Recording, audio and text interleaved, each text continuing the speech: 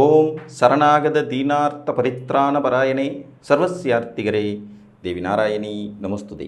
வணக்கம் நேயர்களே, இது மகாலட்சுமி ஜோதிடம் வழங்கும் காலச்சக்கரம். உங்கள் அன்பு ஜோதிடர் ஸ்ரீராம்ஜி பேசுகிறேன். அனைவரும் நலமுடன் இருக்கிறீர்களா? நன்றாகத்தான் இருப்பீர்கள், நன்றாக இருக்க வேண்டும். இன்றைய காணொளியில் நாம் காண இருப்பது மனதை வெல்பவர் யார்? இதுதான் தலைப்பு. பொதுவாக எண்ணம் போல் வாழ்க்கை அப்படின்னு சொல்லுவாங்க. நமது எண்ணங்களை நம்மளால் கட்டுப்படுத்த முடிஞ்சிருச்சுன்னா வாழ்க்கையில் நம்மளால் சாதிக்க முடியாத விஷயங்கள் எதுவுமே இல்லை. இது எல்லாருக்கும் கைவரப்பெறுமான்னு கேட்டால் கொஞ்சம் கஷ்டம்தான். ஆனாலும் மீண்டும் மீண்டும் முயற்சி செய்பவர்களுக்கு வானமே வசப்படும் அப்படிங்கிற போது எண்ணம் வசப்படாமலா போய்விடும் அப்படின்னு சொல்லுவாங்க. ஜோதிட சாஸ்திர ரீதியாக கிரகங்கள் சிலவற்றின் அமைப்பு மனதை நம்மால் வெல்ல முடியும் அப்படின்னு குறிப்பிடுது. அது என்ன அப்படிங்கிறத பற்றி நம்ம இன்றைக்கி பார்க்கலாம். பொதுவாக சர வீடுகள் வலிமையானவை. இதை நான் அடிக்கடி உங்களுக்கு சொல்லிகிட்டே இருப்பேன். சர வீடுகள் மேஷம், கடகம், துலாம் மற்றும் மகரம். இந்த 4 வீடுகள் ரொம்ப பவர்ஃபுல்லானது. உங்களுடைய லக்னம் எதுவாக இருந்தாலும் சரி, நீங்கள் 12 லக்னத்தில் பிறந்தவங்களும் மனதை வெல்ல முடியும், அது தனி கதை. அந்த 12 லக்னத்தில் நீங்கள் எதில் பிறந்திருந்தாலும் உங்கள் லக்னாதிபதி ஏதேனும் ஒரு சர வீட்டில் நட்பு நிலையில் அமர்ந்திருக்க வேண்டும். புரியுதுங்களா? இப்போ உதாரணமாக மேச லக்கணம் சர வீடு, அவர் அங்கேயே உட்கார்ந்தார்ல, அவருக்கு ஆட்டோமேட்டிக்காக அவருக்கு பவர் வந்துடும். ரிஷப லக்கணம் ஸ்திர வீடு. இந்த ஸ்திர வீட்டுக்கு அதிபதியான சுக்கிரன் துலாத்தில் வந்து உட்கார்ந்தா ஆட்சிங்கிற பவருக்கு வருவார். மகரத்தில் போய் உட்கார்ந்தா அதிநட்புங்கிற நிலைமைக்கு வருவார். அப்போ இந்த 2 வீட்டில் எங்கேயாவது ஒரு இடத்துல உட்காரணும். மிதுன லக்கணம் ஒரு உபய வீடு. இப்போ இந்த புதன் வந்து பார்த்திங்கன்னா சர வீடுகளில் வலிமையான வீடுகள் அப்படிங்கிற அடிப்படையில் வந்து துலாமோ அல்லது மகரத்துலேயோ புதன் இருந்தால் இந்த மிதுன லக்ன ஜாதகருக்கு அந்த மனதை வெல்லும் வலிமை கிடைக்கும்.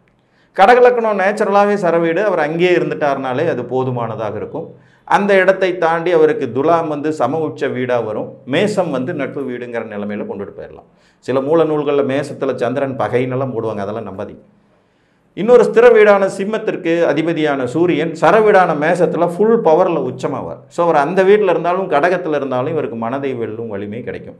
துலாத்தில் நீச்சம் அடைஞ்சிருவார், மகரத்தில் அவ்வளோ சிறப்பு இல்லை. கன்னி லக்னத்துக்கு அதிபதியான புதன் வந்து துலாத்தில் உட்கார்ந்தாலும் மகரத்தில் உட்கார்ந்தாலும் வெகு சிறப்பான ஒரு அமைப்பை கொடுக்கும். துலா லக்ன அதிபதி சுக்கிரன் அங்கேயே ஆட்சி பெற்றார்னாலே சிறப்பு, அல்லது மகரத்தில் போய் உட்கார்ந்துட்டார்னாலும் சிறப்பு. விருச்சிக லக்கணத்துக்கு அதிபதியான செவ்வாய் வந்து மகரத்தில் உச்ச வலிமையை பெறுவார், அதுவும் சிறப்பு தான். மேசத்தில் போய் அவர் உட்கார்ந்தார்னாலும் சிறப்பு தான்.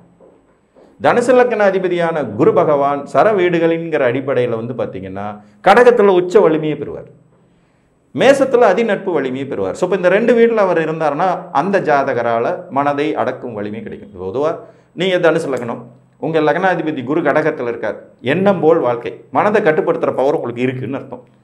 நீங்கள் என்னவாக வேண்டும் என்று நீங்களே உங்களை வடிவமைத்து கொள்ள முடியும். ஜாதகம் பார்த்தேன் சார், எனக்கு அங்கே அது இருக்குது இங்கே இது இருக்குன்னு சொன்னாங்க சார், அப்படியான்னு கேட்டிங்கன்னா அப்படி இல்லை. உங்களுக்கு மட்டும் அது வேலை செய்யாது.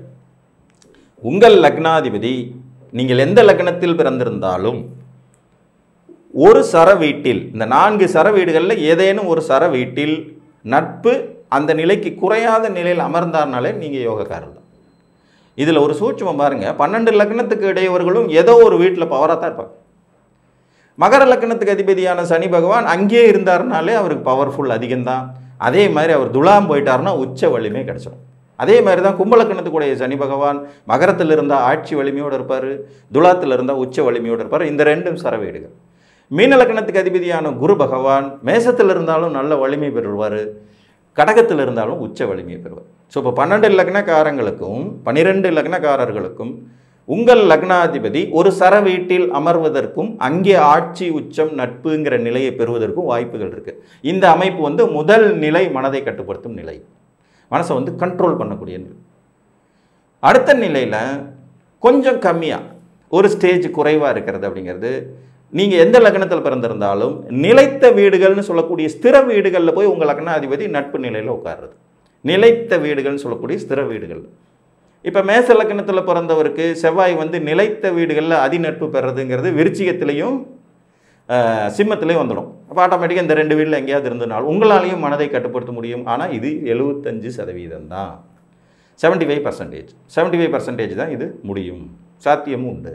நீங்கள் 12 லக்னத்தில் எதில் பிறந்தாலும் சரி, சர வீட்டில் உங்கள் லக்னாதிபதி வலிமையோடு அமர்ந்தால் முதல் தர சிறப்பு, ஸ்திர வீட்டில் உங்கள் லக்னாதிபதி வலிமையோடு இருந்தால் 2ஆம் நிலை சிறப்பு. உபய வீட்டில் கிடையாது. உபய வீட்டுக்கு அந்த மனதை கண்ட்ரோல் பண்ணுற பவர் இல்லை. அதனால் உபய வீடுகள் இதில் எடுத்துக்கவே முடியாது. ஸோ மேசத்தில் பிறந்த ஒருத்தருக்கு செவ்வாய் சிம்மத்திலோ விருச்சிகத்திலோ வரும்போது அந்த வலிமை கிடைக்கும். ரிஷபத்தில் பிறந்தவருக்கு சுக்கிரன் அங்கேயே இருக்கிறதே வெகு சிறப்பு. கும்பத்தில் இருந்தார்னாலும் வெகு சிறப்பு. மிதுனத்தில் பிறந்தவருக்கு புதன் நிலைத்த வீடுன்னு சொல்லக்கூடிய ரிஷபத்தில் அமர்ந்திருந்தாலும் சரி, சிம்மத்தில் அமர்ந்திருந்தாலும் சரி, கும்பத்தில் அமர்ந்திருந்தாலும் சரி, அந்த கண்ட்ரோல் கிடைக்கும். மைண்ட் பவர், மனதை கட்டுப்படுத்துவது, புத்தியை கட்டுப்படுத்துவது, எண்ணங்களை வடிவமைப்பது, மெயினாக தாங்க கான்செப்ட். உங்கள் எண்ணங்களை நீங்கள் சீராக வடிவமைத்து நான் இதை தான் ஆக போகிறேன், என்னுடைய எண்ணங்களாலேயே நான் ஜெயிப்பேன் அப்படிங்கிறத ப்ராக்டிஸ் மூலமாக சக்ஸஸ் பண்ணுறதுக்கு இந்த கிரக அமைப்புகள் உதவும்.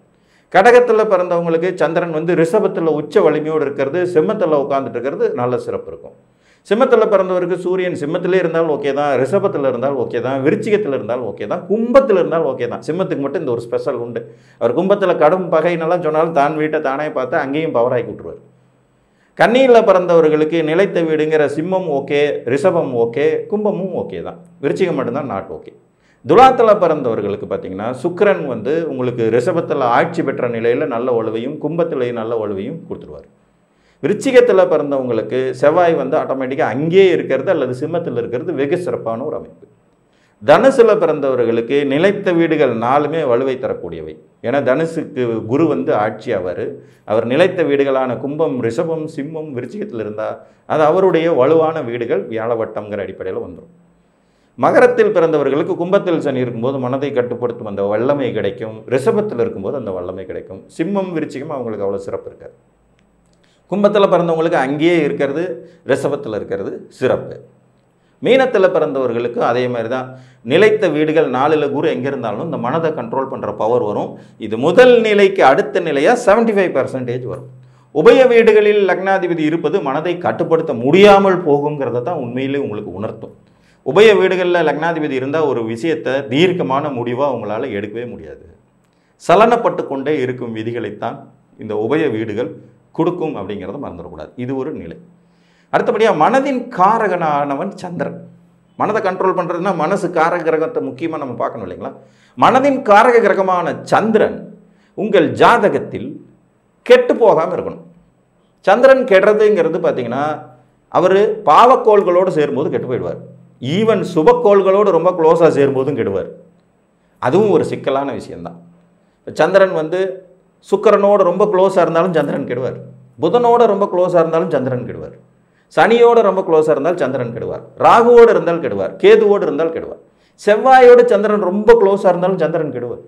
அப்போ இது இல்லாமல் குருவோடு சேரும்போது மட்டும்தான் சந்திரன் நல்லா இருப்பார். சூரியனோடு சேர்றதுனால சந்திரன் அமாவாசை யோகத்தை தான் பெறுவார். பெரிய நெகட்டிவ் இல்லை அப்படிங்கிறது மாதிரி வந்துடலாம். அப்போ சந்திரன் கெடாமல் நிலைத்திருப்பது, சந்திரன் கெடாமல் இருப்பது ஒரு விதத்தில் மனதை கட்டுப்படுத்தும் வல்லமை கொண்டதாக இருக்கும். இது 3ஆம் நிலை யோகம்.